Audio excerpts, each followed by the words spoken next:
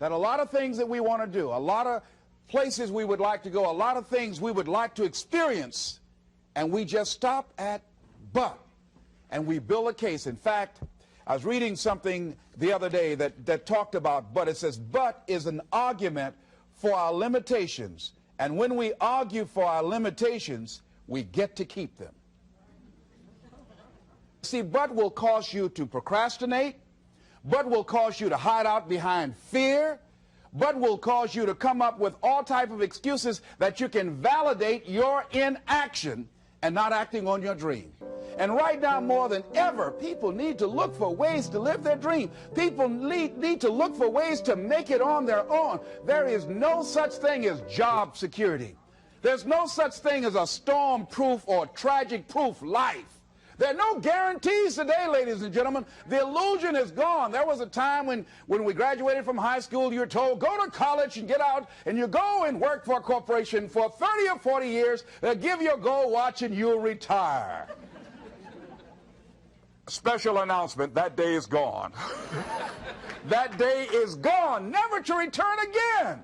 So instead of people living in fear, feeling stressed out, feeling powerless, feeling like victims, I think it should be a time that we need to begin to look at ways that we can become an active force in our own lives. Look at ways when we can decide to take charge of our own destiny. Look at ways when we can decide to design a life of substance and begin to truly live our dreams. And it's time for people to decide, I'm ready to get on with my life. Shake somebody's hand on your right and left. A guy named Bob May said, don't let nobody turn you around. Do that right quick.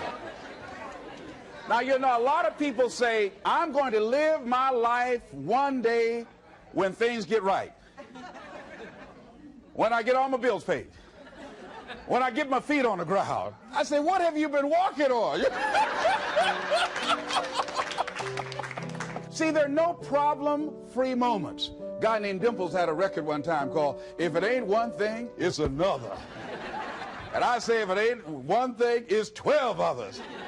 Always something there to build a case on why you can't move on, why you can't grow to the next level, why you can't begin to manifest your greatness, why you can't begin to live life on your terms.